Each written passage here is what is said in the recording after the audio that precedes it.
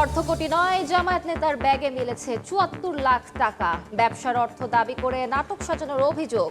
দলটির অনৈতিক প্রভাব বিস্তারের প্রমাণ বলছে বিএনপি। জামাত ইসলামীকে প্রশ্নবিদ্ধ করার জন্য এই কাজটা করা হয়েছে। অনৈতিক প্রভাব বিস্তারের চেষ্টা প্রমাণ করছে। রাত পোহালেই ভোট উৎসব। নতুন বাংলাদেশের কাণ্ডারি বেছে নেবেন ৩.৫ কোটি ভোটার। সারা দেশে নিশ্চিদ্র নিরাপত্তা, শঙ্কা না থাকলেও সতর্ক আইন শৃঙ্খলা বাহিনী। এবং নির্বাচনের পরদিন সকালে আনুষ্ঠানিক ফল ঘোষণা। ভোট গণনায় স্বচ্ছতা নিশ্চিতের প্রতিশ্রুতি ইসির। সুষ্ঠু পরিবেশ রক্ষার দল, প্রার্থী ও ভোটারদের দায়িত্বশীল হওয়ার আহ্বান সিইসির।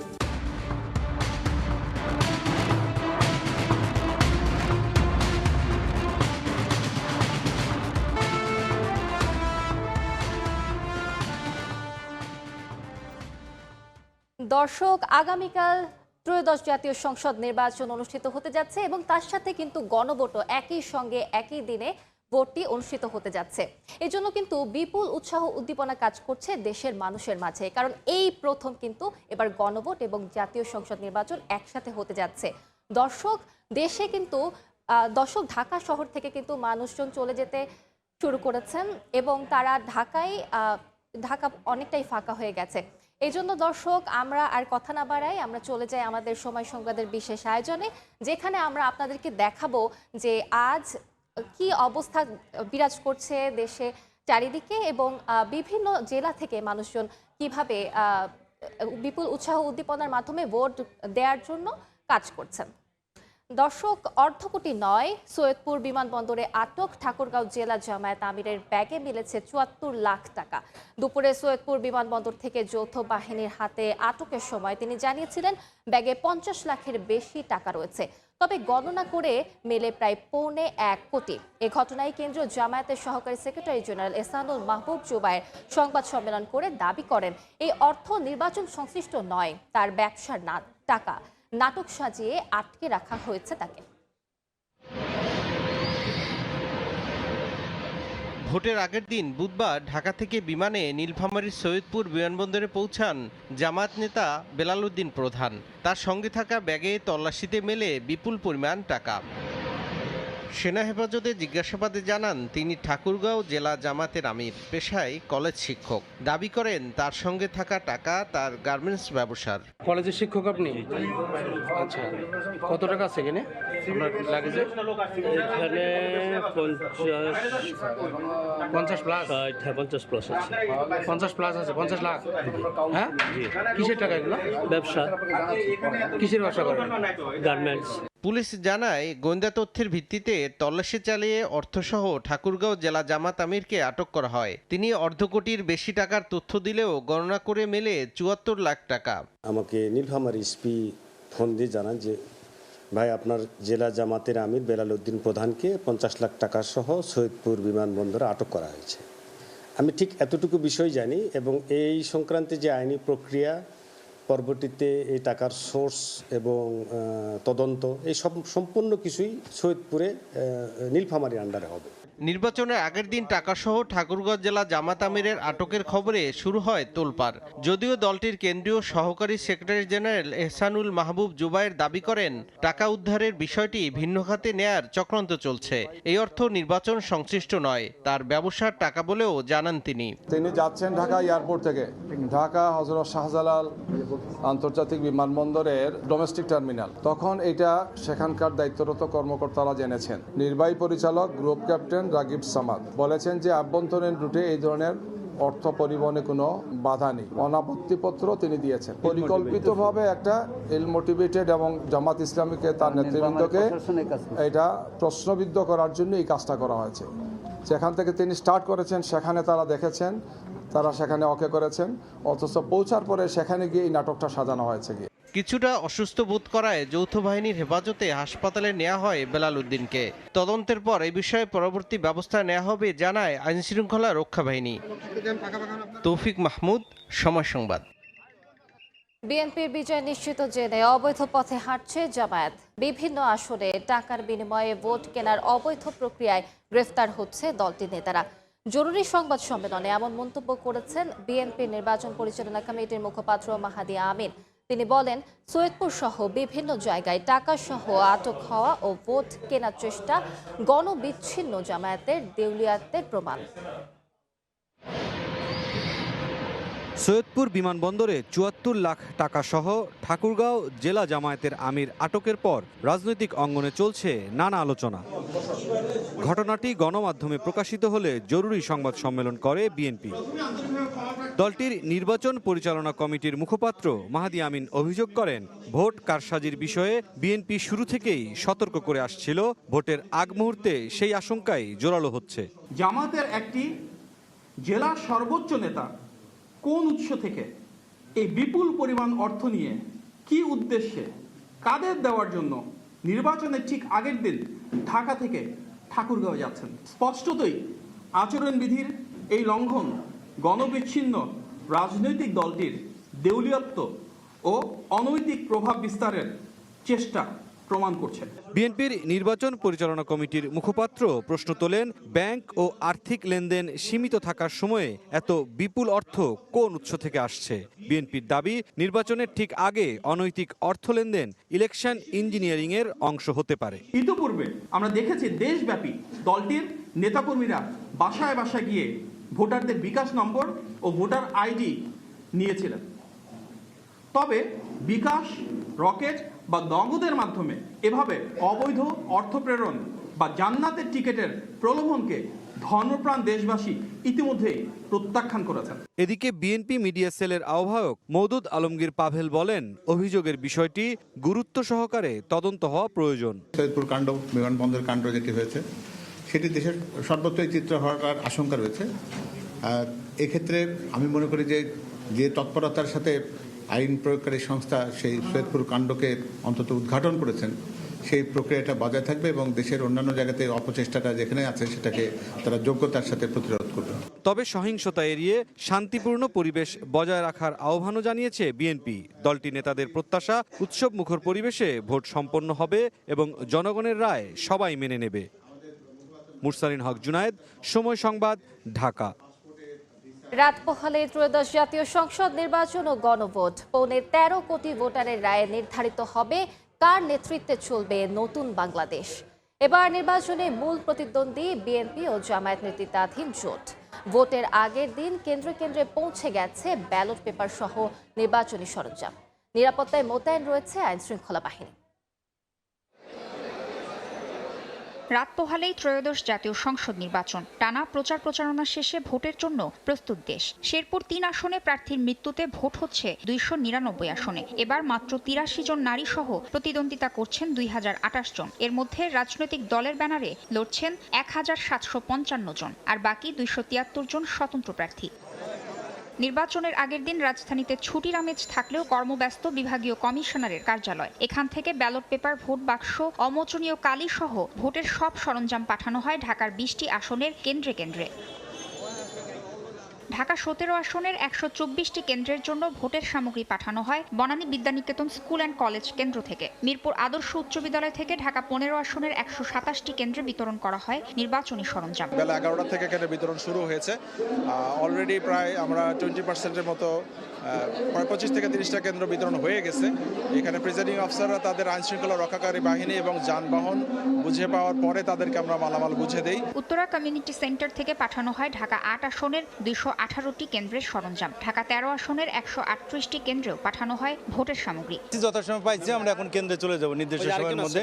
আর এছাড়া আমাদের কোনো হ্যারাসমেন্ট এখানে হয়নি। আমাদের পুলিশ, আনসার বাহিনী সবাই আছেন, সবাই সহযোগিতাপূর্ণভাবে। প্রতিটি কেন্দ্রের নিরাপত্তায় মোতায়েন রয়েছেন সেনাবাহিনী, র্যাব, পুলিশ, বিজিবি ও আনসার সদস্যরা। ভোট গ্রহণ কর্মকর্তাদের নিরাপত্তা ও শান্তি শৃঙ্খলা পর্যবেক্ষণে কাজ করছে প্রশাসন। বিভাগীয় কমিশনার জানান, ঢাকার 1400 কেন্দ্র ঝুঁকিপূর্ণ হলেও ভোট নিয়ে নিরাপত্তা ঝুঁকি নেই। যে কোনো পরিস্থিতি সামাল দিতে প্রস্তুত প্রশাসন। নিরাপত্তার কোনো ঝুঁকি আছে মনে করছি না। আমাদের হিসাব মতো প্রায় 98%-এর উপরে আমাদের কেন্দ্রগুলো সিসিটিভি ক্যামেরার আওতায় আছে। আমরা কনফিডেন্ট যে কোনো ধরনের সিচুয়েশন সামাল দেওয়ার মতো অবস্থা আমাদের আছে। এবারের ভোট ঘিরে আগ্রহও তুঙ্গে। বিশেষ করে প্রথমবার ভোট দিতে মুখিয়ে আছেন তরুণরা। অবাধ, সুষ্ঠু ও নিরপেক্ষ নির্বাচন হবে বলে প্রত্যাশা সাধারণ নাগরিকদের।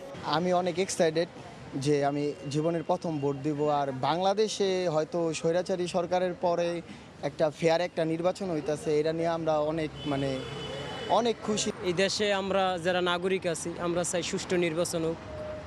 এর ভিতর থেকেই আমাদের বাইছে নিতে হবে কে নেত্রী হবে বাংলাদেশে। তো সবসময় আমরা মনে করতে আছি নিরাপত্তা ভালো আছে, আমরা ঠিক মতন ইনশাল্লাহ ভোট দিতে পারবো। এই যে গাড়ি নিয়ে আসলাম, এখন তো আর যাইতে পারতেছি না, ভোটও দিতে পারবো। এটাই প্রার্থনা করি সরকারের কাছে যে যেন সুস্থ নির্বাচন হয়। এবারের নির্বাচনে বিএনপির সঙ্গে মূল প্রতিদ্বন্দ্বিতা হবে জামাতের নেতৃত্বাধীন 11 দলীয় ঐক্যের। জয় পরাজয়ের ফয়সালা করবেন 12,77,11,899 ভোটার। তাসনিয়া নিশাত, মিম, সময় সংবাদ, ঢাকা। কাল ভোট উৎসবের অপেক্ষায় দেশ। কেন্দ্রে কেন্দ্রে পাঠানো হয়েছে ব্যালট সহ ভোটের সরঞ্জাম। আইনশৃঙ্খলা বাহিনীর উপস্থিতিতে সংশ্লিষ্ট কেন্দ্রের প্রিজাইডিং অফিসাররা বুঝে নেন নির্বাচনী সরঞ্জাম।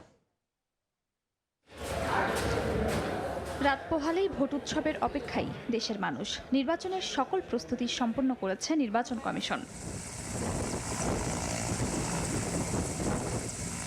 বুধবার সকাল থেকে বিভিন্ন যানবাহনে করে কেন্দ্রে কেন্দ্রে পাঠানো হয় নির্বাচনী সরঞ্জাম। পাহাড়ি এলাকায় হেলিকপ্টারের মাধ্যমে নির্বাচনী সরঞ্জাম পাঠানো হয়। জেলা নির্বাচন কমিশন কার্যালয় এবং উপজেলা পরিষদ কার্যালয় থেকে সরঞ্জামাদি নিতে ভিড় করেন নির্বাচনী কর্মকর্তা সহ আনসার ও আইনশৃঙ্খলা বাহিনীর সদস্য। স্বচ্ছ ব্যালট বাক্স, অমোচনীয় কালি, দলীয় ভোটের জন্য সাদা ব্যালট পেপার ও গণভোটের জন্য গোলাপি ব্যালট পেপার, সিল, ভোটার তালিকা সহ 54 ধরনেরও বেশি অন্যান্য সামগ্রী পাঠানো হয়। 42,659 কেন্দ্রে বিপুল সংখ্যক নিরাপত্তা বাহিনীর উপস্থিতিতে সংশ্লিষ্ট কেন্দ্রের প্রিজাইডিং অফিসারদের কাছে নির্বাচনী সামগ্রী হস্তান্তর করেন উপজেলা সহকারী রিটার্নিং অফিসাররা। নির্বাচনকে অবাধ, সুষ্ঠু ও শান্তিপূর্ণ করতে সর্বোচ্চ নিরাপত্তার মধ্য দিয়ে এই কার্যক্রম পরিচালনা করা হয়। ভোটার তালিকা পেয়েছি, ব্যালট পেপার পেয়েছি, ব্যালট বক্স পেয়েছি এবং আনুষঙ্গিক অন্যান্য সকল পেপারস আমরা পেয়েছি এবং আশা করি সমস্ত কাজ আমরা সুন্দরভাবে সম্পন্ন করতে পারব। শশা কেন্দ্রের প্রিজাইডিং ও পুলিশ অফিসাররা নির্বাচনী সরঞ্জাম হাতে পেয়ে চেকলিস্ট মিলিয়ে নেন। দেশ জুড়ে উৎসবমুখর পরিবেশে সুষ্ঠুভাবে ভোট গ্রহণের আশা প্রশাসনের। আইন শৃঙ্খলা রক্ষাকারী বাহিনী সহ আমরা সব ধরনের প্রস্তুতি রেখেছি যাতে আমরা অবাধ, সুষ্ঠু এবং নিরপেক্ষ কেন্দ্রীয় ইলেকশন আমরা কন্ডাক্ট করতে পারি। দেশের 300 আসনের মধ্যে 299টিতে ভোট গ্রহণ অনুষ্ঠিত হবে। জামায়াতের এক প্রার্থীর মৃত্যুর কারণে শেরপুর 3 আসনে ভোট গ্রহণ স্থগিত করা হয়েছে। খাদিজা স্বপ্না, সময় সংবাদ। দর্শক, আমাদের সাথে এখন যুক্ত হচ্ছেন সহকর্মী গোলাম রাব্বি। গোলাম রাব্বি, আপনাকে স্বাগত। আপনার কাছে কি কি খবরাখবর আছে সারা দেশ থেকে? আপনি আমাদের সাথে যুক্ত করবেন আমাদের সহকর্মীদের এবং আমাদেরকে সবশেষ খবর জানিয়ে দেবেন। আলিশা, আমাদের প্রতি ঘন্টায় কিন্তু আমাদের সহকর্মীরা যুক্ত হয়ে তাদের ওই জায়গাটা সর্বশেষ কি ঘটছে সেটি কিন্তু জানাচ্ছেন। আমরা এখন যাব আমাদের সহকর্মীদের কাছে। আমার সঙ্গে যুক্ত হচ্ছেন সারা দেশে যে চলছে ভোট গ্রহণের প্রস্তুতি এবং জোরদার করা হচ্ছে নিরাপত্তা ব্যবস্থা। সেই খবরের সর্বশেষ নিয়ে রাজধানীর আগারগাঁওয়ে আছেন সহকর্মী সামদানি প্রত্যয় এবং নরসিংদীতে আছেন আশিকুর রহমান পিয়াল এবং চাঁদপুরে আছেন ফারুক আহমদ। তবে শুরুতেই যাচ্ছি ঢাকায় সামদানির কাছে। সংসদ নির্বাচন ও গণভোট এই গণতান্ত্রিক অগ্রযাত্রাকে নিশ্ছিদ্র এবং আরও সুচারুরূপে সম্পন্ন করার জন্য পুরো রাজধানীকে নিরাপত্তার চাদরে ঢেকে দেওয়া হয়েছে। দর্শক, কিছুক্ষণ আগেই এখানে আমরা নিরাপত্তা বাহিনী টহল দেখতে পাচ্ছিলাম। এই মুহূর্তে আমরা রয়েছি আগারগাঁওয়ে এবং এই আগারগাঁওতে কিছুক্ষণ আগেই এখানে সেনাবাহিনীর একটি টহল দল অবস্থান করছিলেন এবং সেই টহল দলটি কিছুক্ষণ আগে এখানের একটি কেন্দ্র, সরকারি সঙ্গীত কলেজ, সেই কেন্দ্রটিতে তারা রেকি করলেন এবং সেখানকার ভোটের পরিবেশ তারা পর্যবেক্ষণ করছিলেন। এর আগে আমরা দর্শক দেখছিলাম এই আগারগাঁওয়ের এই এলাকাটিতেই পুলিশের যে নিরাপত্তা দল, সেই নিরাপত্তা দলকেও আরও শক্তিশালী অবস্থানে নিয়ে আসা হয়েছে। পুলিশের 2টি ইউনিটও এখানে কাজ করছেন এবং আমরা দেখতে পাচ্ছি যে রাস্তাঘাটে যে যান চলাচল, সেই যান চলাচল কিন্তু অনেকাংশেই কম। কিছুক্ষণ আগেই সেনাবাহিনীর টহল দল এখানে তাদের টহল কার্যক্রমটি শেষ করে এই জায়গাটি থেকে তারা চলে গিয়েছেন এবং আমরা কিছুক্ষণ আগে দেখতে পেয়েছি যেহেতু আগারগাঁওয়ের এই জায়গাটি নির্বাচন কমিশন সহ বেশ কিছু সরকারি দপ্তর হওয়ায় জায়গাটি অনেক বেশি নিচ্ছিদ্র নিরাপত্তার চাদরে ঢাকা থাকে এবং তারই অংশ হিসেবে যেহেতু আগামীকাল নির্বাচন, সেটি আসলে নিরাপত্তাকে আরও জোরদার করেছে। আমরা দেখেছিলাম কিছুক্ষণ আগে এই সরকারি সঙ্গীত কলেজের যে কেন্দ্রটি, কেন্দ্রের সামনে আমরা পুলিশের অবস্থান দেখেছি এবং কেন্দ্রের এখানে যাকেই দেখছে পুলিশ তাকে তল্লাশি করছে, পুলিশ তাকে জিজ্ঞেস করছেন তিনি কোথা থেকে আসছেন একই সঙ্গে আমরা দেখতে পাচ্ছিলাম যে সরকারি এই সঙ্গীত কলেজের সামনে পুলিশের পাশাপাশি সেনাবাহিনী, বিজিবির টহলও আমরা দেখেছি এবং তারা প্রত্যেকেই জানাচ্ছেন যে তারা এখন পর্যন্ত কোনো নিরাপত্তার আশঙ্কা দেখছেন না, সব কিছুই মোটামুটি স্বাভাবিক রয়েছে বলেই আমরা মনে করছি। এই মুহূর্তে আমরা চলে যাব নরসিংদীতে, সেখানে রয়েছেন আমাদের সহকর্মী পিয়াল, আমরা সরাসরি যাচ্ছি তার কাছে। ত্রয়োদশ জাতীয় সংসদ নির্বাচনের আগামীকাল কিন্তু ভোট গ্রহণ শুরু, এবং এই ভোট গ্রহণ শুরুর কিন্তু যে কার্যক্রম রয়েছে সেই কার্যক্রম কিন্তু আজ সকাল থেকে কিন্তু যে ভোট গ্রহণের যে সরঞ্জাম দিয়ে রয়েছে, ব্যালট পেপার এবং ব্যালট বক্স সব কিছু কিন্তু আজকে যে 5টি আসন রয়েছে সেই 5টি আসনের কিন্তু উপজেলা থেকে কিন্তু এই সরঞ্জাম আসলে বিতরণ করা হয়েছে। এবং বিতরণের পরপর থেকে কিন্তু নরসিংদীর যে 663টি কেন্দ্র রয়েছে সেই 663টি কেন্দ্রে কিন্তু যে ভোট গ্রহণের যে সরঞ্জাম সেটি কিন্তু কেন্দ্রে কেন্দ্রে পৌঁছে গিয়েছে। এই মুহূর্তে আমরা আছি নরসিংদীর ভেলানগর আব্দুল কাদির মোল্লা, যেটি হচ্ছে এনকেএম স্কুল, সেই স্কুলে কিন্তু এই মুহূর্তে কিন্তু যারা ভোট গ্রহণে নিয়োজিত আছেন, আনসার, পুলিশ এবং এই জায়গায় পুলিং এজেন্ট সহ প্রিজাইডিং অফিসাররা, তারা কিন্তু যে আগামীকাল যে সকাল 7:30টায় যে ভোট গ্রহণ শুরু হবে সেই গ্রহণের পূর্ব প্রস্তুতি কিন্তু তারা নিচ্ছে। এবং তারা কিন্তু এই যে কেন্দ্রগুলোর যে ভোট কক্ষগুলো রয়েছে সেই ভোট কক্ষে কিন্তু তারা যে কাগজপত্র এবং যারা এই জায়গায় দায়িত্ব পালন করবে সেই কাগজপত্র কিন্তু তারা তৈরি করছে এবং রেডি করছে। এবং আপনি দেখতে পাচ্ছেন যে এই জায়গায় যারা দায়িত্বে রয়েছে, যে যারা নির্বাচনে সংশ্লিষ্ট যারা দায়িত্বে রয়েছে, তারা কিন্তু ভোট কক্ষগুলো কিন্তু অলরেডি তৈরি করে ফেলেছে। আপনাকে জানিয়ে রাখি যে নরসিংদীতে কিন্তু যে নির্বাচন যেন নিরপেক্ষভাবে এবং কোনো দুর্ঘটনা ছাড়া যেন নির্বাচন সম্পন্ন করা হয় সেজন্য কিন্তু জেলায় প্রায় 1573 জন পুলিশ রয়েছে, 21 জন জুডিশিয়াল ম্যাজিস্ট্রেট দায়িত্ব পালন করবে, পাশাপাশি 70টি মোবাইল টিম, 8টি স্ট্রাইকিং টিম, 8টি স্ট্যান্ড বাই টিম রয়েছে এবং 45 জন নির্বাহী ম্যাজিস্ট্রেট কিন্তু দায়িত্ব পালন করবে। পাশাপাশি কিন্তু একটি নিরাপত্তার চাদরে কিন্তু পুরো জেলায় কিন্তু আসলে আইনশৃঙ্খলা বাহিনী কিন্তু রয়েছে। আমরা নির্বাচনের ভোটের খবরাখবর জানতে চাঁদপুরে যাচ্ছি ফারুকের কাছে। থেকে আশিকুর রহমান পিয়াল যেমনটি জানিয়েছিলেন যে 5টি নির্বাচনী আসনের খোঁজ খবর, ঠিক একইভাবে চাঁদপুরে কিন্তু 5টি সংসদীয় আসন রয়েছে। আর সেই 5টি সংসদীয় আসনের মধ্যে সবচেয়ে এখন আলোচিত যে আসনটি সেটি হলো চাঁদপুর 4, যেখানে হাই ভোল্টেজ প্রার্থীরা প্রতিদ্বন্দ্বিতা করছেন। আর সেই আসনটিতে এখন বলা যেতে পারে যে একটা নিচ্ছিদ্র নিরাপত্তা বলয় তৈরি করেছে আইন শৃঙ্খলা রক্ষাকারী বাহিনী। তো আমি এই মুহূর্তে আছি এই চাঁদপুর 4 আসনের ফরিদগঞ্জ আবিদুর রাজা পাইলট সরকারি হাই স্কুলের যে ভোট কেন্দ্রটি আছে, সেখানে এটি একটি গুরুত্বপূর্ণ ভোট কেন্দ্র এবং আমি এর মধ্যে লক্ষ্য করেছি এই কেন্দ্রটির নিরাপত্তা নিশ্চিত করার জন্য এখানে যারা দায়িত্বপ্রাপ্ত নিরাপত্তা কর্মী আছেন, পুলিশ, আনসার সহ অন্যান্য যারা সদস্য, প্রিজাইডিং অফিসারের নেতৃত্বে তারা কিন্তু একটা নিচ্ছিদ্র নিরাপত্তা বলয় তারা তৈরি করেছে। অর্থাৎ গণভোট এবং একই সঙ্গে কিন্তু জাতীয় সংসদ নির্বাচন হচ্ছে এবং এই নির্বাচনের যে গুরুত্ব, আসলে সেই গুরুত্বকে আসলে আরো বেশি জনবান্ধব করার জন্য কিন্তু এর মধ্যে নির্বাচন কমিশনের অতি গুরুত্বপূর্ণ কিছু পদক্ষেপ নিয়েছে। তার মধ্যে সেটি হলো যে আইন শৃঙ্খলা নিশ্চিত করা, অর্থাৎ ভোট যুদ্ধের সময় যেন সাধারণ মানুষজন যেন একবারে নিরুত্তাপ পরিবেশ, অর্থাৎ তারা একটা ভালো পরিবেশের মধ্য দিয়ে যেন ভোটের ব্যালট তারা সিল মারতে পারেন, সেই জন্য একটা পরিবেশ তৈরি করা হয়েছে এবং এখানে কোনো রকম অনৈতিক সুবিধা যেন কেউ না নিতে পারে তার জন্যই মূলত আমরা লক্ষ্য করেছি যে যিনি জেলা রিটার্নিং অফিসার আছেন নাজমুল ইসলাম সরকার, তিনি কিন্তু আইন শৃঙ্খলা রক্ষাকারী বাহিনী, বিশেষ করে সেনাবাহিনী, বিজিবি, র্যাব, কোস্টগার্ড এবং জেলা পুলিশের যিনি পুলিশ সুপার আছেন রকিবুল হাসান, তাকে নিয়ে তিনি বেশ কয়েকটি কেন্দ্র তিনি পরিদর্শন করেছেন এবং তিনি আশ্বস্ত করেছেন যে এবার চাঁদপুরে যেই 13শ জাতীয় সংসদ নির্বাচন একই সঙ্গে গণভোট অনুষ্ঠিত হচ্ছে, এই ভোট যেন শেষ পর্যন্ত শান্তিপূর্ণ পরিবেশে অনুষ্ঠিত হয় সেই পরিবেশটি এর মধ্যে নিশ্চিত করা হয়েছে। তো এই ছিল আমার কাছে চাঁদপুরে ভোট পরিস্থিতি সব শেষ।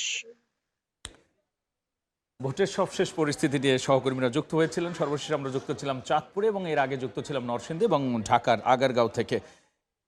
জাতীয় নির্বাচনে গণভোট নির্বিঘ্ন করতে নিরাপত্তার ব্যবস্থা নিয়ে আমাদের সহকর্মীরা বলছিলেন, কিন্তু এই মুহূর্তে আমরা জানতে পেরেছি যে এনসিপি কার্যালয়ে নির্বাচনের সার্বিক পরিস্থিতি নিয়ে ব্রিফিং হচ্ছে এবং সেই ব্রিফিংয়ে আমরা সরাসরি যুক্ত হচ্ছি। আগামীকালকের নির্বাচনে আমরা জোর দাবি করছি এই ধরনের তথ্য সন্ত্রাসিত মেনে নেওয়া হবে না। আমরা আরো দেখছি যে দেখেন টাকার বিনিময়ে ভোট কেনার অভিযোগ আমরা দেখছি বিভিন্ন সামাজিক যোগাযোগ মাধ্যম থেকে শুরু করে সব জায়গায় টাকার বিনিময়ে ভোট কেনার অভিযোগ যেই দলের প্রতি হোক আমরা কিন্তু এটি সাবস্ক্রাইব করি না। আমরা বলছি যে টাকা দিয়ে ভোট কেনার দিন কিন্তু শেষ এবং এই পুরনো রাজনৈতিক পন্থা আমরা আর অবলম্বন হোক বাংলাদেশে, এটি আমরা চাই না। এই জায়গা থেকে আমরা বলতে চাই যে ভোটারদের একটা সুস্থ পরিবেশ এবং তাদের নিরাপত্তা দেওয়া, এবং আমি এই সংবাদ সম্মেলনের মাধ্যমে এনসিপির পক্ষ থেকে সেই ভোটারদের উদ্দেশ্যে বলতে চাই যে আপনাদের যারা টাকা দিয়ে কিনতে চায় আপনারা তাদের বর্জন করুন, সেটি যেই দল হোক যেই মতের লোক হোক, আপনারা এই সংস্কৃতি থেকে বের হয়ে আসুন এবং আপনারা আপনাদের যোগ্য নেতৃত্বকে বাছাই করার জন্য আগামীকালকে অবশ্যই ভোট কেন্দ্রে যাবেন এবং এই নিরাপত্তা অবশ্যই আমাদের রাজনৈতিক দলগুলোর এটি নিশ্চিত করবে এবং প্রশাসনের পক্ষ থেকে এটি নিশ্চিত করবে বলে আমরা দাবি জানাই। এই মুহূর্তে নির্বাচনের সার্বিক পরিস্থিতি নিয়ে আমাদের মধ্যে ব্রিফিং করবেন আমাদের জাতীয় নাগরিক পার্টি সম্মানিত মুখপাত্র এবং নির্বাচন পরিচালনা কমিটির চেয়ারম্যান আসিফ মোহাম্মদ সরকার ভূঁইয়া। এখনো ঢুকবে ভাই। হ্যালো হ্যালো, হ্যাঁ ঢুকতেছে ভাই, শুরু করছে। আসসালামু আলাইকুম। ধন্যবাদ। জরুরি নোটিশে আপনারা সবাই উপস্থিত হয়েছেন। আপনারা জানেন যে আগামীকাল দীর্ঘ 2008 সাল যদি ধরি সর্বশেষ, তাহলে দীর্ঘ 18 বছর পর বাংলাদেশের মানুষ আবারও ভোট দেওয়ার স্বপ্ন দেখছে এবং আমরা দেখেছি যে গত কিছুদিন মানুষ কত আগ্রহ উদ্দীপনা নিয়ে বাসে অতিরিক্ত ভাড়া দিয়ে ট্রেনের ছাদে করে তাদের স্ব নির্বাচনী আসনে ভোট দেওয়ার জন্য, তাদের ভোটাধিকার প্রয়োগ করার জন্য গিয়েছেন। এবং এই যে ভোট দেওয়ার এই পরিবেশ, এই সময়টা আমাদের সামনে আসলো, তার জন্য প্রথমেই কৃতজ্ঞতা জানাতে হয় জুলাই গণঅভ্যুত্থানে যারা শহীদ হয়েছেন, যারা আহত হয়েছেন, যাদের অঙ্গহানি হয়েছে তাদের এবং তাদের পরিবারের প্রতি আমরা বাংলাদেশের জনগণের পক্ষ থেকে এবং জাতীয় নাগরিক পার্টির পক্ষ থেকে কৃতজ্ঞতা জানাচ্ছি। যদি তারা আত্মত্যাগ না করতো তাহলে হয়তো স্বাভাবিক প্রক্রিয়ায় 24-এর মতো 29 সালে আবারও আমরা আরেকটা ভোট চুরির মাধ্যমে আওয়ামী লীগকে আবার ক্ষমতায় আসতে দেখতে পেতাম। তবে এত আশার কথার মধ্যেও আমাদের কিছু শঙ্কার কথা ইতিমধ্যে আমাদের জাতীয় নাগরিক পার্টির নির্বাচন পরিচালনা কমিটির সেক্রেটারি তিনি বলেছেন।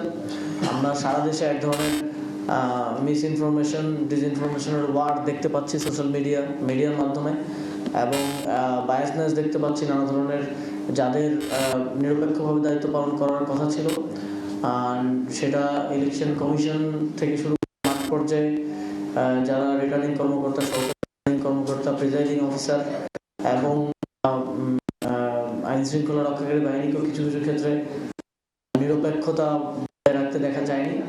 এবং মিডিয়ার মধ্যেও আমরা দেখতে পাচ্ছি এক ধরনের একপাক্ষিক হয়ে অ্যাগ্রেসিভ মোডে থাকার সকাল থেকে আমরা দেখছি। আমরা সরাসরি ছিলাম এনসিপির নির্বাচন পরিচালনা কমিটির যে ব্রিফিং চলছিল সেই ব্রিফিংয়ে, আর এই ব্রিফিংয়ের বাকি অংশ দেখতে ভিজিট করুন সময় টিভির ফেসবুক পেজে। আমরা আবারও সরাসরি যুক্ত হব আমাদের সহকর্মীদের সঙ্গে, তারা দেশের বিভিন্ন জায়গা থেকে কিন্তু যুক্ত হয়ে সর্বশেষ যে পরিস্থিতি সেটি জানাচ্ছেন। আমরা দেখতে পাচ্ছি যে ভোট ঘিরে নিরাপত্তার চাদরে ঢাকা সারা দেশ। এই মুহূর্তে চট্টগ্রামে আছেন শফিকুল আলম, রংপুরে আছেন রেদওয়ান হিমেল এবং বরিশালে আছেন আমাদের সহকর্মী মেহেদি হাসান বাপ্পি। শুরুতেই যাচ্ছি শফিকের কাছে। আইন শৃঙ্খলা বাহিনীর সদস্যরা কিন্তু বিভিন্ন কেন্দ্রে কেন্দ্রে কিন্তু চলে যাচ্ছে। তারা এই যে কন্ট্রোল রুম চট্টগ্রামের জেলা স্টেডিয়াম, এখান থেকে কিন্তু আমরা সন্ধ্যার পর থেকে দেখেছি তারা বিভিন্নভাবে বিভিন্ন যে কেন্দ্রে তাদেরকে ভাগ করে দেওয়া হয়েছে সেই কেন্দ্রে কিন্তু তারা চলে যাচ্ছে। আমরা সেটি দেখানোর চেষ্টা করি এবং বলা যায় চট্টগ্রামে যে কেন্দ্রগুলো রয়েছে প্রায় 1965টি কেন্দ্র এবং 12,000-এর মতো যে ভূ বুথ, সেখানে কিন্তু এখান থেকে আইন শৃঙ্খলা বাহিনীর সদস্যদের, পুলিশ, আনসার সদস্য এবং যারা এখানে সকাল থেকে এখানে ছিল তারা বিভিন্ন কেন্দ্রে কেন্দ্রে ইতিমধ্যে কিন্তু তারা চলে যাচ্ছে। এবং চট্টগ্রামে বলা হয়ে থাকে প্রায় 40,000-40,000-এর বেশি আইন শৃঙ্খলা রক্ষা বাহিনীর সদস্য মজুত করা হয়েছে এবং প্রতিটি কেন্দ্রে 17 জন, তার মধ্যে অস্ত্রধারী 5 থেকে 4 জন পুলিশ এবং আনসার সদস্য রয়েছে 12 থেকে 13 জন। পাশাপাশি টহল রয়েছে র্যাব, বিজিবি, সেনাবাহিনীর দল, পাশাপাশি 135 জনের বেশি, 115 জনের বেশি জুডিশিয়াল এবং নির্বাহী ম্যাজিস্ট্রেট মজুত করা হয়েছে। প্রতিটি আসনে প্রায় 7 থেকে 8 জনের বেশি নির্বাহী ম্যাজিস্ট্রেটের অধীনে কিন্তু ভ্রাম্যমাণ আদালত কাজ করবে কোনো অনাকাঙ্ক্ষিত ঘটনা ঘটলে। তবে আমরা সকাল থেকে অনাকাঙ্ক্ষিত বড় ধরনের কোনো ঘটনা এরকম আমরা কোনো জায়গায় তথ্য পাইনি। তবে রাউজানে একটি জায়গায় কিন্তু গোলাগুলির ঘটনা আমরা দেখেছিলাম এবং সেখানে বেশ কিছুক্ষণ গোলাগুলি হয়েছে, সেরকম একটা দৃশ্য আমরা দেখেছি। এবং বেশ কিছু জায়গা থেকে আসলে আমরা তথ্য পাচ্ছি আসলে বিভিন্ন যে প্রার্থীরা কিন্তু প্রার্থীর সমর্থকরা বিভিন্ন জায়গায় টাকা বিলি করছে, সেরকম আমরা তথ্য সকাল থেকে বিভিন্ন জায়গা থেকে আমরা সেই তথ্যটি আমাদের কাছে আসছে। তবে আমরা যে নির্বাচন শুরুর আগ থেকে বিভিন্ন চট্টগ্রামে বিশেষ করে রাউজান এবং রাঙ্গুনিয়া যে গোলাগুলি এবং যে মৃত্যুর ঘটনা ঘটছে, কিন্তু নির্বাচন ঘনিয়ে আসলেও সেরকম অনাকাঙ্ক্ষিত বড় ধরনের কোনো ঘটনা ঘটেনি। আজকে সকাল থেকে কিন্তু আমরা বিভিন্ন জায়গায় নজর রেখেছি, এখনো পর্যন্ত কোনো অনাকাঙ্ক্ষিত ঘটনা ঘটেনি। বলা যায় আগামীকাল যে ভোট দিবে সেই ভোটের পরিবেশ এখনো পর্যন্ত সুষ্ঠু রয়েছে চট্টগ্রামের এই 16টি আসনে। তো এই ছিল আমার কাছে চট্টগ্রাম থেকে সর্বশেষ তথ্য। আগামীকাল সকাল 7:30টায় ভোট গ্রহণ শুরু। সেই ভোট গ্রহণের আগের দিনে কিন্তু আমরা দেখেছি কেন্দ্রে কেন্দ্রে নির্বাচনী যে সরঞ্জাম সেগুলো কিন্তু পৌঁছে গিয়েছে। পাশাপাশি আমরা দেখেছি যে নির্বাচনী কর্মকর্তা যিনি আছেন এবং আইন শৃঙ্খলা বাহিনী তারাও কিন্তু একেবারে কেন্দ্রগুলোতে পৌঁছে কিন্তু একেবারে টহল এবং কঠোর নজরদারি এবং রেখেছেন। আমি এই মুহূর্তে আছি রংপুরের যে উত্তর মুলাটল সরকারি প্রাথমিক বিদ্যালয়, সেখানে এই কেন্দ্রটিকে কিন্তু আসলে ঝুঁকিপূর্ণ অবস্থায় রাখা হয়েছে। সেক্ষেত্রে আমরা দেখেছি সিসি ক্যামেরা মোতায়েন করা হয়েছে যাতে কোনো ধরনের অনাকাঙ্ক্ষিত ঘটনা যাতে না ঘটে, সেই দিকটি বিবেচনা করে কিন্তু পর্যাপ্ত পরিমাণে সিসি ক্যামেরা মনিটরিং এর কিন্তু ব্যবস্থা কিন্তু রাখা হয়েছে। একটি বিষয় বলে রাখি, রংপুরে যে 6টি আসন রয়েছে সেই 6টি আসনে মোট 872টি ভোট কেন্দ্রে এবার নির্বাচনী সরঞ্জাম সেগুলো কিন্তু আজকে সকাল 11:30 থেকে পৌঁছানোর কাজ সেটি কিন্তু সম্পূর্ণ হয়ে গেছে। এছাড়া রংপুরে যে 3 আসনে 169টি কেন্দ্র রয়েছে সেই নির্বাচনী সরঞ্জাম পাঠানো হয়েছে এবং তিস্তা বেষ্টিত যে দুর্গম চরাঞ্চলগুলো রয়েছে সেগুলো তো কিন্তু নির্বাচনী সরঞ্জাম আগে থেকে পৌঁছে গেছে। তো সবশেষ পরিস্থিতি এই ছিল আমার কাছে রংপুর থেকে। এখন আমি চলে যাচ্ছি বরিশালে, সেখানে রয়েছে আমার আরেক সহকর্মী মেহেদি হাসান। আর কিন্তু কিছুক্ষণ বাকি রয়েছে ভোটের, তারপরই কিন্তু গোটা বরিশাল জুড়ে ভোটের কিন্তু আমেজ গোটা বরিশাল জুড়েই কিন্তু বইছে। একই সাথে কিন্তু আমরা দেখতে পাচ্ছি এই ত্রয়োদশ জাতীয় সংসদ নির্বাচন অবাধ ও সুষ্ঠু করার লক্ষ্যে কিন্তু গোটা আইন শৃঙ্খলা বাহিনী কিন্তু কঠোর অবস্থানে রয়েছেন। আমরা যেমনটা দেখতে পাচ্ছি এই মুহূর্তে বরিশাল শহরের আমতলার মোড়ে আমরা রয়েছি, এখানটিতে কিন্তু আমরা দেখতে পাচ্ছি সেনাবাহিনী, নৌবাহিনী ও পুলিশের সমন্বয়ে কিন্তু একটি তল্লাশি চৌকি বসানো হয়েছে এবং সেখানে কিন্তু চেকপোস্টের মাধ্যমে এই যে যানবাহন চলাচলের ক্ষেত্রে যে শিথিলতা, যদি কেউ না মানছেন সেক্ষেত্রে কিন্তু তারা কিছুটা পদক্ষেপ নেওয়ার কথাও বলছেন এখানে সেনাবাহিনীর সদস্যরা। আমরা এর আগে বরিশালের বিভিন্ন ভোট কেন্দ্রগুলোতে দেখেছিলাম, সেখানেও কিন্তু আইন শৃঙ্খলা বাহিনীর তৎপরতা বেশ চোখে পড়ার মতো ছিল। এই মুহূর্তে আমতলার মোড় থেকে আপনাদেরকে সরাসরি দেখাচ্ছি সেনাবাহিনীর যে তৎপরতা, সেটি কিন্তু আমরা আপনাদেরকে দেখানোর চেষ্টা করেছি। একটু জানিয়ে রাখতে চাই, বরিশাল 6টি সংসদীয় আসন নিয়ে গঠিত বরিশাল জেলা। এই জেলার 6টি সংসদীয় আসনে মোট 36 জন প্রার্থিতা করছেন। তো আগামীকাল সেই ভোট সকাল 7টা থেকে শুরু হবে, যা বিরামহীনভাবে 4:30টায় চলবে এবং ভোটাররা দেখতে চান যে সুষ্ঠু ও একটি অবাধ ভোট দেখতে চান। এই ছিল বরিশাল থেকে আমার কাছে সর্বশেষ। আমাদের সহকর্মীরা জানাচ্ছিলেন সার্বিক পরিস্থিতি এবং আমরা দেখতে পাচ্ছিলাম যে বরিশাল, রংপুর এবং চট্টগ্রাম থেকে আমাদের সহকর্মীরা জানাচ্ছিলেন যে সার্বিক যে নির্বাচনের পরিবেশ এবং পরিস্থিতি সম্পর্কে। আলিশা, সামগ্রিকভাবে আসলে আমার কাছে এটি ছিল চিত্র যে আমাদের সহকর্মীরা জানাচ্ছিলেন এবং একই সাথে আমরা কিন্তু পুরো নির্বাচন কমিশন এবং সরকারের যে সার্বিক পরিস্থিতি সেটি নিয়েও কিন্তু আমরা কথা বললাম যে নিরাপত্তার চাদরে পুরো এলাকা ঢেকে রাখা হয়েছে এবং প্রচুর কিন্তু নিরাপত্তা কর্মীরা মাঠে কাজ করছেন। 9 লাখ নিরাপত্তা কর্মী মাঠে কাজ করছেন। তো এটা আসলে আমাদের এবারের নির্বাচন যেন সুষ্ঠু হয় এমনটাই প্রত্যাশা এবার আমাদের সবার। দর্শক, এবার আমরা চলে যাচ্ছি আমাদের অন্য স্টুডিওতে, সেখানে রয়েছেন আমাদের সহকর্মী এবং আমাদের অতিথি। আমরা তাদের আলোচনা শুনবো। ধন্যবাদ আলিশা। আমরা শুরু করছি আমাদের আলোচনা। আমাদের আজকের অতিথি আছেন অধ্যাপক ডক্টর আসিফ শাহান, শিক্ষক, ঢাকা বিশ্ববিদ্যালয়, এবং আলতাফ পারভেজ, রাজনৈতিক বিশ্লেষক। আসলে আমরা ইলেকশন নিয়ে আলোচনা করছিলাম সারাদিন ধরে, এক ধরনের সবারই কাঙ্ক্ষিত নির্বাচন কাল, এবং অনেকগুলো ইনসিডেন্ট এর মধ্যে আমাদের হাতে এসছে এবং অনেকগুলো ঘটনা আমরা দেখছি। তো আপনার কাছে কি মনে হচ্ছে যে নির্বাচনটা কেমন হবে আলতাফ পারভেজ? দেখুন, আমাদের বাংলাদেশে তো নির্বাচনের এই ধরনের নির্বাচনের ইতিহাস প্রায় 90 বছরের। 1937-এ প্রথম নির্বাচন হয় এখানে, বড় মানে ভোটার সংখ্যার বিবেচনায় বড় আকারে ভোটার নিয়ে। আর এখন 2026, 90 বছরে আমি নিজে 8-9টা নির্বাচন দেখেছি বাংলাদেশের। আমার কাছে এবারের নির্বাচনটা সবচেয়ে বেশি শান্তিপূর্ণ মনে হচ্ছে। দেখুন, যতই কিছু দাঙ্গা হাঙ্গামার খবর প্রচারিত হোক না কেন, বাংলাদেশের জাতীয় নির্বাচনের ইতিহাসে সবচেয়ে কম সহিংসতা এবার। আমাদের দেশের নির্বাচন তো কালকে তো আমরা জানি না কি হবে, কিন্তু এখন পর্যন্ত আগের রাত পর্যন্ত আমি বলছি প্রি ইলেকশন যেটা, হ্যাঁ, নির্বাচনের আগের রাত পর্যন্ত যে হিসাব, তাতে অতীতের যে কোনো নির্বাচনের চেয়ে এবার শান্তিপূর্ণ হচ্ছে। এখন আমরা আশা করব যে আগামীকালও দিনটাও শান্তিপূর্ণ থাকবে, এটাই হলো প্রধান প্রত্যাশা। এবং আরেকটা প্রত্যাশা হলো যে কোথাও কিছু ঘটলে আইনশৃঙ্খলা বাহিনী দ্রুত সেখানে ব্যবস্থা নেবে, বিশেষ করে সংখ্যালঘুরা, নারীরা যেন নির্বিঘ্নে ভোট কেন্দ্রে আসতে পারে। এবং তারপর আমাদের বড় প্রত্যাশা হবে যেন ভোট গণনার সময় পরাজিত প্রার্থী দল ভোটের হিসাব মেনে নেয় এবং বিজয়ীরা যেন পরাজিতদের উপর আক্রমণ না করে, কোনো ধরনের আক্রমণাত্মক বিজয় উৎসব যেন না হয়। এবং সর্বশেষ একটা প্রত্যাশা হলো একটা নতুন সংসদ, নতুন সরকার। আসিফ শাহান, আমরা আজকে দেখলাম যে দেশের বিভিন্ন জায়গা থেকে জামাতের নেতাদেরকে বিপুল পরিমাণ টাকা সহ আইনশৃঙ্খলা বাহিনী গ্রেপ্তার করেছে, আটক করেছে। তো এই যে রাজনীতিতে যে নির্বাচনের আগে যে কালো টাকার বিষয়টা, আপনার কাছে মনে হয় যে নির্বাচনে কী ধরনের প্রভাব ফেলতে পারে? ধন্যবাদ আপনাকে। দেখুন, এটাও খুব যে নতুন ঘটনা তা না। এটা আমরা সাধারণত জানি যে নির্বাচনের আগের দিন এবং রাত্রেবেলা আমরা যখন কথা বলছি, there is a pretty good possibility যে বাংলাদেশের বিভিন্ন জায়গায় এখন হয়তো সেই জিনিসটা চেষ্টা করা হচ্ছে বা টাকা ছড়ানোর চেষ্টা করা হচ্ছে। এবং আমরা যেটা দেখেছি যে জামাত ইসলামের অনেকেই ইতোমধ্যে এই কাজের জন্য হচ্ছে কি ধরা পড়েছেন।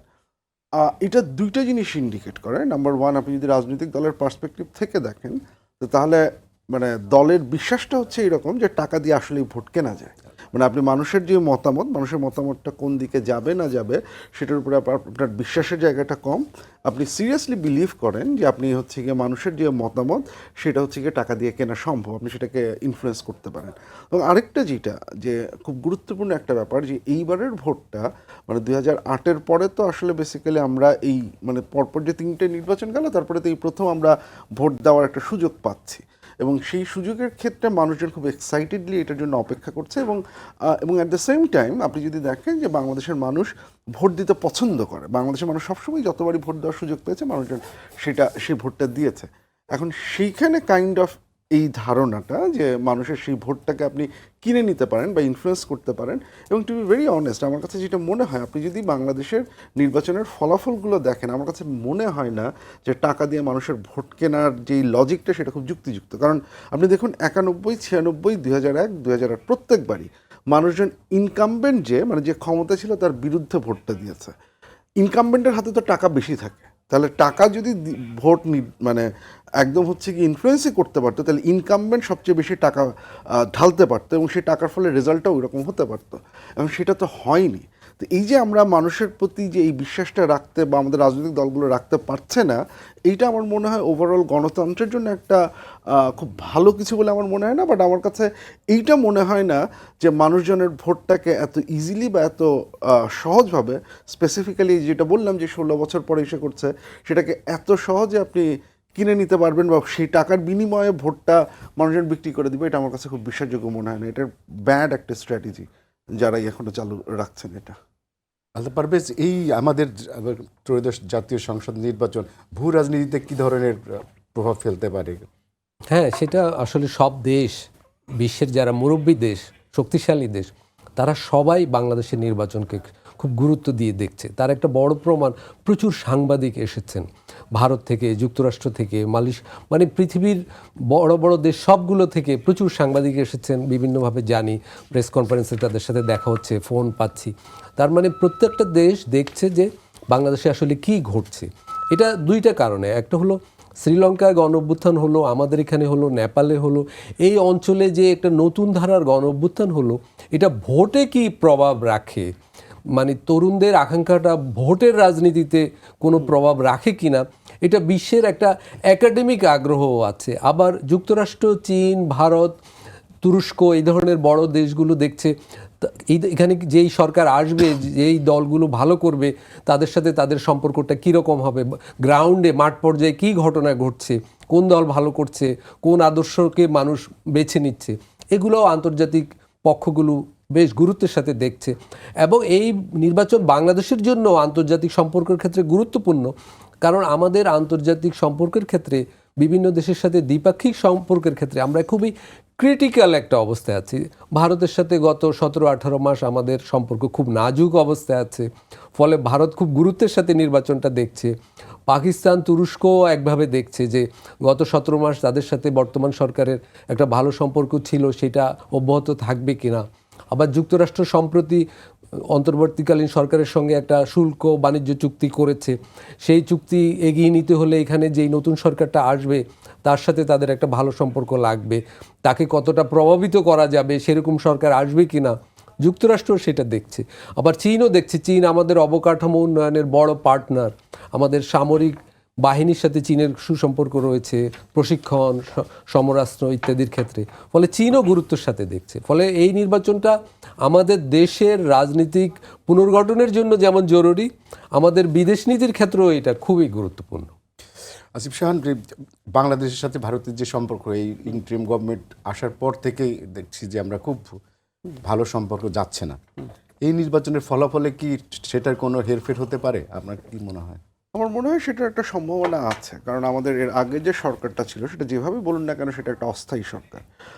সে মানে অন্তর্বর্তীকালীন সরকার তার তো একটা নির্দিষ্ট টাইম ফ্রেমের মধ্যে আছে। তো এই টাইম ফ্রেমের মধ্যে এই সরকারের সাথে কোনো ধরনের ডিলিংসে যাওয়া বা কোনো ধরনের কোনো আন্ডারস্ট্যান্ডিংয়ে যাওয়া বা কোনো ধরনের কোনো ইস্যুতে একমতের জায়গায় পৌঁছানোর ক্ষেত্রে এই আনসার্টেনটিটা একটা বড় ধরনের ভূমিকা পালন করেছে। কারণ আপনি ঠিক জানেন না যে এই সরকারের সাথে আপনি যে অবস্থানই নেন, পরবর্তী যে সরকার যে আসবে সে আসলে সেটাকে কতখানি অনার করবে। এবং অ্যাট দ্য সেম টাইম আমরা এই সরকার এবং ভারতের যে সম্পর্ক সেটা আসলে আমরা খুব সুস্থ স্বাভাবিক আমরা অনেক সময় দেখিনি যে ভারতের দিক থেকে যে ধরনের ডিসইনফরমেশন বা এটা চলেছে, সেইটা একটা ইলেক্টেড গভর্নমেন্ট, একটা নির্বাচিত সরকার, তার যতখানি পলিটিক্যাল ম্যান্ডেট থাকে সেই ম্যান্ডেটের উপর ভিত্তি করে সে যত স্ট্রংলি এই রেসপন্সটা করতে পারে, একটা ইন্টারিম গভর্নমেন্টের সবসময় আসলে হচ্ছে গিয়ে সেই ক্যাপাসিটি বা হচ্ছে গিয়ে সেই অ্যাবিলিটিও হচ্ছে গিয়ে সবসময় থাকে না।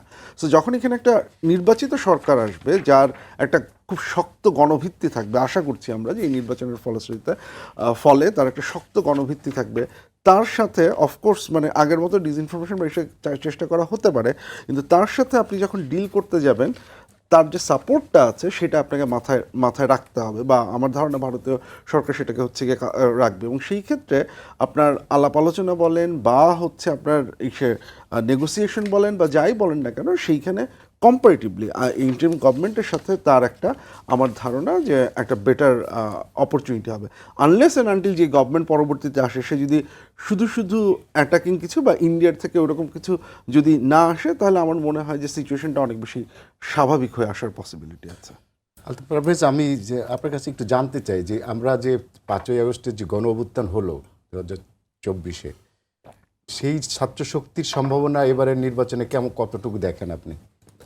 এইটা একটা অভাবনীয় ঘটনা ঘটতে যাচ্ছে। দেখুন, এটা দুইভাবে খুবই অভাবনীয়। একটা হলো বিশ্ব ইতিহাসে, সমকালীন ইতিহাসে যখন কোনো একটা গণ অভ্যুত্থান ঘটে এবং গণ অভ্যুত্থানের পর যখন নির্বাচন হয়, সেখানে ওই অভ্যুত্থানের শক্তি একটা প্রধান প্রতিদ্বন্দ্বী হিসাবে থাকে।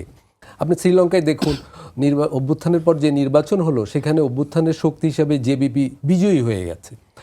এবং এই যে আমাদের কয়েকদিন পরে নেপালে নির্বাচন হবে, সেখানে নির্বাচনী প্রতিদ্বন্দ্বিতায় প্রধান প্রতিদ্বন্দ্বী হিসাবে আছে অভ্যুত্থানের শক্তিদের পার্টি। কিন্তু আমাদেরই এখানে একটা ভিন্ন ঘটনা ঘটেছে। ইতিমধ্যে যে জরিপগুলো হয়েছে, যে সংবাদপত্রে যেগুলো খবর বেরিয়েছে তাতে গণ অভ্যুত্থানের শক্তি হিসাবে যদি আমরা এনসিপিকে ধরি, অন্যরাও ছিল গণ অভ্যুত্থানে, কিন্তু গণ অভ্যুত্থানে নেতৃত্ব দেওয়া ছাত্ররাই এনসিপি গঠন করেছে, কিন্তু তারা নির্বাচনে প্রধান প্রতিদ্বন্দ্বীর জায়গায় নেই, এমনকি তারা মাত্র 30টি আসনে প্রার্থী দিয়েছে। ফলে এতে তাদের সম্ভাবনা তো মাত্র 10 ভাগের 1 ভাগে সীমিত হয়ে গেছে নির্বাচনের মানে আগেই প্রার্থিতার ক্ষেত্রে। ফলে এইটা একটা ব্যাপার দাঁড়িয়েছে যে যারা গণ অভ্যুত্থানের নেতৃত্ব দিল বা সংগঠিত করলো বা বড় শক্তি আকারে ছিল, তারা কিন্তু নির্বাচনী প্রতিদ্বন্দ্বিতা থেকে প্রায় ছিটকেই পড়লো। মাত্র 30 আসনে তাদের সম্ভাবনা আটকে গেল আর কি। কিন্তু এর মানে এই নয় যে গণ অভ্যুত্থানের চেতনাটা পিছু হটে গেছে। আমি এটা যুক্ত করতে চাই যে 24-এর গণ অভ্যুত্থানে যেই আকাঙ্ক্ষাগুলো, সেগুলো কিন্তু বড় দল হিসাবে জামাত এবং বিএনপিও অগ্রাহ্য করছে না এবং করতে পারবেও না। সেই আকাঙ্ক্ষাগুলো কিন্তু এখানে সজীব আকারে থাকবে। নির্বাচনে ভোটের ক্ষেত্রেও জনগণ সেগুলোর দিকে খেয়াল রাখবে এবং ভোটের পরে বিশেষভাবে মানুষ খেয়াল করবে যে 24-এর গণ অভ্যুত্থানের প্রত্যাশাগুলো বাস্তবায়নে প্রধান দল, মানে যারা সরকার গঠন করবে, প্রধান বিরোধী দল, তারা এগুলো নিয়ে কথা বলছে কি না। কিন্তু আমি বলবো যে শ্রীলঙ্কা এবং নেপালের অভিজ্ঞতায় আমাদের এটা ভীষণ ভিন্ন একটা ঘটনা ঘটলো আর কি। আসিফ শাহান, আমি একটু পোল প্রসঙ্গে আসি। আমাদের নির্বাচনের আগে অনেকগুলো সংস্থা বিভিন্ন ধরনের জরিপ করেছে, তাতে নানা রকম প্রেডিকশন উঠে এসছে। আপনার কাছে কি এই জরিপগুলোকে কতখানি অথেন্টিক এবং মেথোডোলজি মনে হয়, প্র্যাকটিক্যাল মনে হয়? জরিপের অথেন্টিসিটি আসলে জরিপের রেজাল্টের উপর ডিপেন্ড করে না, বা জরিপ আমাদের দেশে এটা কি আসলে খাটে কিনা এদের না, এবং সেটাই আমি বলছি যে সেটা আপনি কতজনের উপর করিয়েছেন সেটার উপরে ডিপেন্ড করে না। এটা একটা সাইন্টিফিক মেথড থাকে। আপনি যখন আপনার স্যাম্পলিং র্যান্ডম হতে হবে, আপনি যখন স্যাম্পল সাইজটা ঠিক করছেন, সেই স্যাম্পল সাইজটা কিসের ভিত্তিতে আপনি ঠিক করছেন, তারপরে হচ্ছে গিয়ে আপনার সেই স্যাম্পল সাইজটা আপনি যেই আপনার যে টোটাল পপুলেশন, স্যাম্পল পপুলেশন, সেটা রিপ্রেজেন্টেটিভ কিনা, প্রতিনিধিত্ব করে কিনা, সেইটা নিশ্চিত করতে হবে। এখন সেইটা আসলে পুরোপুরি দেখা ছাড়া এটা বলা খুব ডিফিকাল্ট। যেমন গতকালকে বা কয়েকদিন আগে বোধহয় একটা দেখলাম যে 63,000-এর যে একটা স্যাম্পল করেছে। সো আপনার কাছে নাম্বারটা অনেক বড় মনে হতে পারে, কিন্তু যেটা আমি দেখলাম যে তারা পার কনস্টিটুয়েন্সি স্যাম্পল নিয়েছেন 100 থেকে 200 বা 100 থেকে 300 জন। তো একটা কনস্টিটুয়েন্সিতে অনেকগুলো ওয়ার্ড থাকে, অনেকগুলো ইউনিয়ন থাকে, এক একটা ইউনিয়নের চেহারা এক এক রকম হয়, সেটার পপুলেশন সব জায়গায় একরকম হয় না, পপুলেশনের ভাগ হচ্ছে গিয়ে ডিফারেন্ট রকম হয়, ইনকাম গ্রুপ একই রকম থাকে না। সো ওই 100, 200 বা 300-র মধ্যে থেকে আপনি আসলে ওই রিপ্রেজেন্টেটিভনেসটা যেটা আছে সেটা আপনি পিক করতে পেরেছেন কিনা, এইটার যদি কোনো সহজ উত্তর না পাই, তাহলে সেটাকে 63,000 কেন আপনার 1 লাখ হলেও আমি সেটা যে একটা রিপ্রেজেন্টেটিভ স্যাম্পল হয়েছে সেটা বলতে পারবো না। অন দি আদার হ্যান্ড, আপনি যদি 3,000 লোকেরও স্যাম্পল নেন, সেটা যদি রিপ্রেজেন্টেটিভ হয় ন্যাশনালি 12 কোটি মানুষের বা 12 কোটি ভোটারের, সেইটা অনেক বেশি হচ্ছে বেটার বা আমার কাছে গ্রহণযোগ্য পোলগুলো মনে হয়। সমস্যা হচ্ছে কি, আনফর্চুনেটলি, যেমন এইটার সহজ উত্তর নেই, কারণ আমরা যখন এই পোলগুলো দেখি না, আমরা রেজাল্টগুলো নিয়ে কথা বলি, আমরা এত কম লোক বা এত বেশি লোক কেন এইটা নিয়ে কথা বলি, মেথোডোলজিটা নিয়ে আমরা কথা বলি না। এবং ওনারাও মেথোডোলজিটা খালি শুধুমাত্র এইভাবে করেছি, এতগুলো নিয়েছি, এইটার মধ্য থেকে এটা সীমাবদ্ধ থেকে যায়। একটা মেথোডোলজির মধ্যে একটা পোলের কোয়েশ্চেনটা কি, আপনি কিভাবে প্রশ্নটা করছেন, সেই কোয়েশ্চেনটা লিডিং হচ্ছে কিনা, সেই কোয়েশ্চেনটা ডাবল বা মানে যাই হোক, মানে আমি টেকনিক্যাল টার্মগুলো বলছি না, যে এই যে বিষয়গুলো এটা আছে কিনা, এটা কিন্তু আমরা কেউই দেখছি না। আমরা কেউই কিন্তু ওনাদের কোয়েশ্চেন ইয়ারটা এখন পর্যন্ত একবারও আমরা টেস্ট করে দেখতে পারি যে উনি আসলে কী প্রশ্নগুলো করছেন, এবং প্রত্যেকটা স্যাম্পলের মধ্যে বা ইসের মধ্যে যে বায়াসটা থাকে সেটাকে ওনারা কীভাবে কন্ট্রোল করছেন, এর কোনো কিছুই আমি দেখছি না। আমি বলছি না যে সবগুলো এই একই কাজ করেছে, মানে আমি বিআইজিডি বা ইনোভেশনের পোলগুলোর ক্ষেত্রে আমার কাছে মনে হয়েছে এটা অনেক বেশি সায়েন্টিফিক্যালি রিগোরাস ছিল, বাট সেগুলো কিন্তু আবার ন্যাশনাল লেভেলের পোল, সেগুলো কিন্তু কনস্টিটুয়েন্সি লেভেলের পোল না। 300 আসনের জরিপ ইজ আ হিউজ থিং। বাংলাদেশে 300 আসনের একটা জরিপ যদি কেউ রিপ্রেজেন্টেটিভ স্যাম্পলের উপরে করতে চান, তাহলে সেটা কোটিখানেক টাকার মতো লাগার একটা ব্যাপার। সেই পরিমাণ টাকা কেউ খরচ করছেন কি না, সেইটা খুব গুরুত্বপূর্ণ। সো আমি বলবো যে হচ্ছে গিয়ে পোলের এই জিনিসপত্রগুলো আমাদের দেখা দরকার। যেমন মাঝখানে আমি একটা দেখলাম যে একটা পোল 300 জনের উপরে করা হয়েছে, সেটার বেশি একজন বলছেন মানে 77% ভোট একটা রাজনৈতিক দল পাবে। এইটা একটা অদ্ভুত এবং উইয়ার্ড। মানে পোল যত আমরা, but I like the idea of having poll, এগুলো হতে থাক। বাট আমার কথা হচ্ছে আমরা ডিসকাশনটা এই আউটকাম বা সংখ্যার চাইতে একটু মেথোডোলজির উপরে জোর দিই, তাহলে আমার মনে হয় ভবিষ্যতে আমরা আরও ভালো পোল পাবো, যে পোলগুলো আমাদেরকে সিরিয়াসলি, পোলগুলো আমাদের দরকার। একটা পলিটিক্যাল পার্টির জন্য পোলটা খুব গুরুত্বপূর্ণ। সে বুঝতে পারবে আমার ক্যাম্পেইনটা কীরকম করা উচিত, সে বুঝতে পারবে আমার কোন ধরনের জনগোষ্ঠীকে আমি রিচ করতে পারছি না। সো আমরা যদি ভালো পোল ইসে করি, সেটা আমাদের জন্য যেমন সুবিধা, রাজনৈতিক দলগুলোর জন্য সুবিধা। So let's focus on asking the right questions, তাহলে হচ্ছে কি আমরা ভালো পোল পাবো। আচ্ছা আচ্ছা, পারভেজ, আমি একটু ইশতেহার নিয়ে আসি। আপনি তো সবগুলো দলের ইশতেহার দেখেছেন, যারা মোটামুটি মেজর দলগুলো, বিএনপি, জামাত, এনসিপি, এই ইশতেহারগুলোকে আপনি কিভাবে বিশ্লেষণ করবেন? এগুলো কতখানি বাস্তবায়নযোগ্য, কতখানি মানে প্রতিশ্রুতি? এবারের যেটা দেখেছি, এবার ইশতেহার প্রণয়নকে রাজনৈতিক দলগুলো খুব গুরুত্ব দিয়েছে। শুধু বিএনপি জামাতই নয়, যেগুলোকে আমরা প্রচলিত অর্থে আরও ছোট দল বলি, সিপিবি, এনসিপি, এরাও কিন্তু ইশতেহারটা খুবই যত্নের সঙ্গে করেছে, সিরিয়াসলি করেছে। যদি প্রধান দুই দলের ইশতেহার দেখি, তাদের মানে সাইজেও অনেক বড়।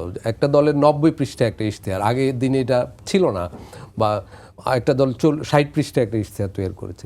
এখানে প্রতিশ্রুতি তো সর্বোচ্চ মাত্রায় দিয়েছে দুই দলই, তবে আমি বলবো যে কিছু কিছু প্রতিশ্রুতি কিন্তু বাস্তবায়নযোগ্যই, এবং সেগুলো চাইলে এইসব দল বাস্তবায়ন করতে পারবে। আবার কিছু কিছু প্রতিশ্রুতি খুবই অবিশ্বাস্য। যেমন একটা দল, জামাতে ইসলাম আমি বলতে চাই, তারা বলেছে যে তারা নানা ধরনের ঋণ, বিনিয়োগ, ভাতা ইত্যাদির কথাও বলেছে, শিক্ষা খাতে, স্বাস্থ্য খাতে 5% জিডিপির বরাদ্দ দিবে ইত্যাদি। কিন্তু প্রতিশ্রুতিতে একটা বলেছে যে তারা কর্পোরেট কর 20% নামিয়ে আনবে, এবং ব্যক্তিগত আয়করের ক্ষেত্রে এখন তো 3.5 লাখ টাকা আছে আয়কর মুক্তের সীমা, এটাকে 5 লাখ করবে। তার মানে ওরা কর কমাবে, কিন্তু কর কমালে আবার বলেছে 3 বছর আমরা বিভিন্ন শিল্প প্রতিষ্ঠানে গ্যাস, বিদ্যুৎ এগুলোর বিল নেব না। তাহলে এই যে বৈপরীত্য, এটা কিভাবে বাস্তবায়ন করবে বোঝা মুশকিল আর কি। এই বিষয়ে বিস্তারিত কিছু বলেনি। আবার বিএনপিও এরকম অনেক প্রতিশ্রুতি দিয়েছে, যেমন শিক্ষা খাতে জিডিপির 5%, স্বাস্থ্য খাতে 5%। দেখুন, স্বাস্থ্য খাতে আমরা এখন 1-2% হয়, এবং সেটাও অনেক সময় ব্যবহৃত হয় না, অব্যবহৃত থেকে যায়। এবং বিএনপি একটা প্রতিশ্রুতি দিয়েছে, আমি বলবো সেটা খুবই আকর্ষণীয় হয়েছে, যেটা হলো ফ্যামিলি কার্ড। তারা 50 লক্ষ মানুষকে ফ্যামিলি কার্ড দিবে ইত্যাদি। কিন্তু এইখানে আমি একটা নতুন বিষয় যুক্ত করতে চাই। এই যে দুই দল প্রতিশ্রুতি দিচ্ছে বা একটা নানা ধরনের অঙ্গীকার করছে, এর মধ্যেই কিন্তু বাংলাদেশের অন্তর্বর্তীকালীন সরকার যুক্তরাষ্ট্রের সাথে একটা বাণিজ্য চুক্তি করেছে। এখন এই বাণিজ্য চুক্তিতে আমাদের সরকার যেসব প্রতিশ্রুতিকে অঙ্গীকার করে এসেছে, সেগুলো কিন্তু পরের সরকারের উপরও বর্তাবে, পালন করতে হবে তাদের অনেকটাই। এই যে একটা হিউজ নানা ধরনের কমিটমেন্ট করে এসেছে, যদিও আমাদের দেশে চুক্তিটা প্রকাশ করা হয়নি, কিন্তু যুক্তরাষ্ট্রে কিছুটা প্রকাশিত হয়ে গেছে।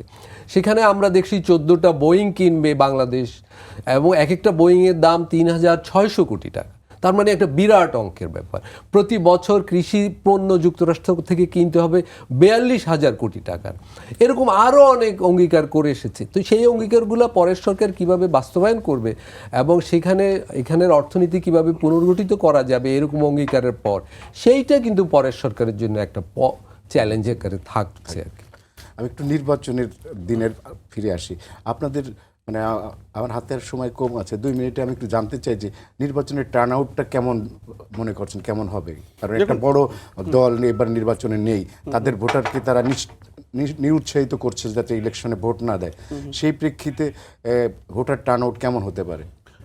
দেখুন, আমার কাছে মনে হয় ভোটার টার্ন আউট যথেষ্ট ভালো হওয়ার কথা, কারণ আমরা বিভিন্ন যে পোলগুলো দেখেছি, সেই পোলগুলোতে বিশাল সংখ্যক মানুষ বলছেন। And of course that Awami League যেহেতু নেই, আওয়ামী লীগের কোর সাপোর্ট গোষ্ঠীর একটা অংশ আসবে না, কিন্তু আওয়ামী লীগের এই কোর সাপোর্ট গোষ্ঠী ছাড়া অন্য যারা আছেন, যারা ওই এলাকায় বসবাস করেন, তাদের জন্য একটা এমপির নির্বাচন এবং সেই এমপির সাথে তার কানেকশন বিল্ডিং, এটা খুব গুরুত্বপূর্ণ। সো আমার কাছে মনে হয় যে আমরা একটা ভালো টার্ন আউটই দেখবো, সেটা 60-70% আমি আশা করছি যে অ্যাটলিস্ট মিনিমাম ওই পর্যন্ত যাওয়া উচিত। আলতাফ ভাই, আপনার প্রেডিকশন? আমার সাধারণভাবে মনে হয় সকালটা খুব গুরুত্বপূর্ণ। সাধারণত গ্রামে যেটা সকালে ভোটটা যদি শান্তিপূর্ণ হয়, দুপুরের পর থেকে ভেঙে চুরে মানুষ আসতে থাকে। আমার নিজের হিসাব যে 50-55% ভোট পড়বে, তবে সকালের উৎসব মুখর পরিবেশে যদি ভোট হয় তাহলে আরেকটু বাড়তে পারে। ভোট সেন্টারের যে নিরাপত্তা, এই যে নির্বাচন আইন শৃঙ্খলা বাহিনীর যে অবস্থা, আপনার কি তাতে মনে হয় যে না আমি এবার যেটা দেখছি, এবার আমাদের সেনাবাহিনীরই 1 লক্ষ সদস্য মাঠে আছে এবং সেনাবাহিনী গত 18 মাস ধরে মাঠে আছে। তারা চায় যে কোনো মূল্যে একটা সুন্দর নির্বাচন হয়ে যায় এবং অন্যান্য বাহিনীগুলো মাঠে আছে। আর নির্বাচনে যেহেতু সহিংসতা খুব কম, তার মানে মানুষ মোটেই সহিংসতায় আগ্রহী নয়। রাজনৈতিক দলগুলো সহিংসতা করার কোনো ঝুঁকি নিচ্ছে না, কারণ মানুষ এগুলো অপছন্দ করে। সামগ্রিকভাবে নির্বাচনী পরিস্থিতি কিন্তু ভোটার উপস্থিতি বাড়ার কথা, কিন্তু যেহেতু আওয়ামী লীগ এবং তার মিত্র দলগুলো নেই, ফলে একটা নির্দিষ্ট সংখ্যক প্রার্থী মানুষ হয়তো ভোট কেন্দ্রে আসবে না। সেই জন্য বলছি 50-55% হতে পারে। এর আগের নির্বাচনেও তো রেশিওটা এরকম 60-65-55 এরকমই ছিল, কাছাকাছি ছিল আর না, আমাদের 2001-এ 75% ছিল, 75% ছিল আমাদের। আচ্ছা, আমি আরেকটু নতুন যে সরকার, নির্বাচিত যে সরকার আসবে, তাদের সরকার চালানোটাকে আপনি মানে কেমন দেখছেন? যে খুব কঠিন হবে কিংবা তাদের? হ্যাঁ, তাদের হয়তো অনেকগুলো চ্যালেঞ্জ থাকবে। আমার প্রথম যদি এটা রেফারেন্ডাম পাশ হয়ে আসে, তাহলে প্রথম 180 দিনের মধ্যেই তো তাদের হাতে একটা বড় ধরনের ইস্যু আছে এবং সেটা নিয়ে অনেক ধরনের রাজনৈতিক ঝামেলা হতে পারে, সেই ইস্যুটা আছে। তারপরে হচ্ছে গিয়ে আমরা যে অবস্থায় আছি সেইখান থেকে ল অ্যান্ড অর্ডার সিস্টেম তৈরি করা, এই গভর্নমেন্ট যে একটা মনস্টার আনলিশ করে গেছে, সেই মবক্রেসিকে সে কীভাবে সামলাবে সেটার উপরে জোর দেওয়া। ব্যুরোক্রেসি এই গভর্নমেন্ট অ্যাবসলিউটলি বাজেভাবে হ্যান্ডেল করে ব্যুরোক্রেসিকে খুব বাজে একটা জায়গায় রেখে আসছে, সেখানে কীভাবে সে শৃঙ্খলা নিয়ে আসবে। কারণ আমরা যে এই ম্যানিফেস্টোতে এত প্রতিশ্রুতির কথা শুনলাম, আপনি যদি ব্যুরোক্রেসিকে কীভাবে ডিল করতে হয় সেটা না জানেন, তাহলে কিছুই আপনি বাস্তবায়ন করতে পারবেন না। সো এইগুলোকে পরবর্তী সরকার কীভাবে ডিল করবে সেটার উপরে অনেক কিছু ডিপেন্ড করে। ওগুলো মেজর। আমাদের হাতে আর সময় নেই। আলতাফ পারভেজ এবং আসিফ শাহীন, আপনাদের দুজনকে ধন্যবাদ। দর্শক, আপনারা জানেন যে আগামীকাল বহুল কাঙ্ক্ষিত ত্রয়োদশ জাতীয় সংসদ নির্বাচন। আমরা আশা করব আগামী নির্বাচন ভয়হীন ডরহীনভাবে ভোটাররা ভোট দেবে এবং একটা সুন্দর নির্বাচন কমিশন জাতিকে উপহার দিতে পারবে। আপনাদের সবাইকে ধন্যবাদ।